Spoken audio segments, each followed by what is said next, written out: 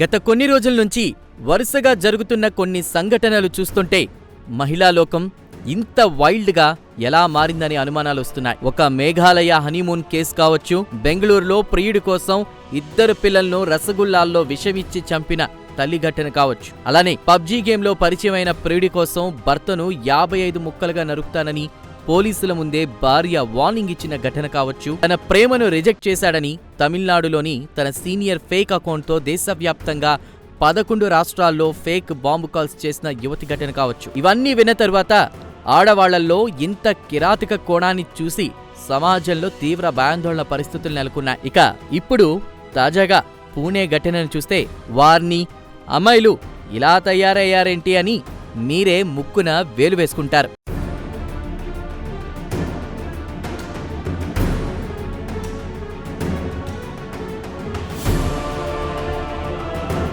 4 రోజుల క్రితం పూణేలోని ఓ ప్రముఖుల నివాసం ఉండేటువంటి సొసైటీలో ఓ 22 ఏళ్ల యువతిపై డెలివరీ బాయ్ అత్యాచారానికి పాల్పడిన ఘటన దేశవ్యాప్తంగా సంచలనాన్ని రేకెత్తించింది. టైట్ సెక్యూరిటీ మధ్య ఉన్న అపార్ట్మెంట్లోకి ఓ యువకుడు డెలివరీ బాయ్ ముసుగులో వెళ్లడం, ఆపై స్ప్రే చల్లి అఘాయిత్యానికి పాల్పడడంతో స్థానిక పోలీసులు కూడా చాలా సీరియస్గా తీసుకున్నారు.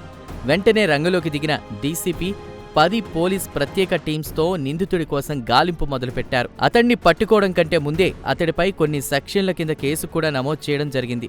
అయితే కేసు దర్యాప్తులో పోలీసులకు దిమ్మ తిరిగి మైండ్ బ్లాక్ అయింది.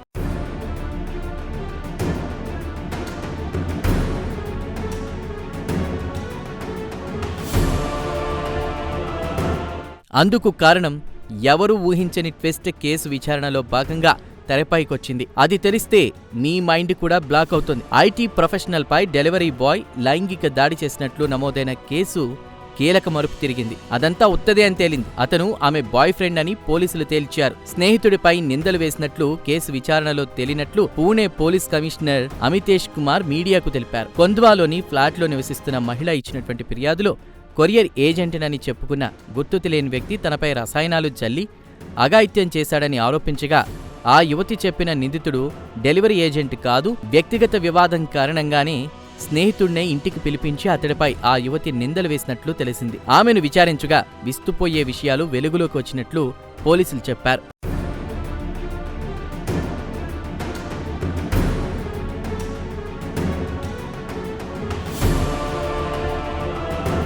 ఆ యువతి ఇంకా డెలివరీ బాయ్గా చెప్తున్నటువంటి యువకుడిది ఒకే సామాజిక వర్గం. వీరిద్దరికీ సుమారు 2 ఏళ్ల నుంచి పరిచయం ఉంది. ఆమె సాక్ష్యంగా చూపిన సెల్ఫీ కూడా ఆమె తన ఫోన్ ఉపయోగించి తీసుకున్నదే. దీనిలో ఆ వ్యక్తి ముఖం స్పష్టంగా కనిపిస్తుంది. కానీ ఆమె ఆ ఫోటోని ఎడిట్ చేసింది. అతను ఆమెపై ఎటువంటి రసాయనాలను జల్లలేదు. బెదిరింపు మెసేజ్ను కూడా ఆమె స్వయంగా టైప్ చేసుకుంది. అయితే మహిళను అత్యాచారం చేసింది తన ఫ్రెండేనని, వారిద్దరికీ ఎప్పటినుంచో పరిచయం ఉందని, గతంలో ఎన్నోసార్లు కలుసుకున్నారని పోలీసులు గుర్తించారు.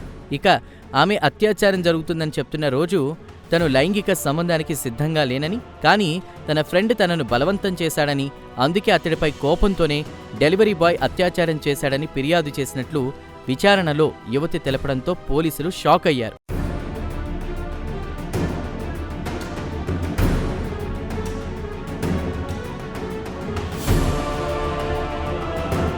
అంతేకాకుండా ఆ మహిళే సెల్ఫీ తీసుకుని నిందితుడి మాదిరి మళ్లీ వస్తానంటూ వార్నింగ్ కోట్ రాసిందని విచారణలో పోలీసులు తేల్చారు. 10 టీమ్స్తో నిందితుడి కోసం గాలించగా అసలు విషయం బయటపడిందని వెల్లడించారు.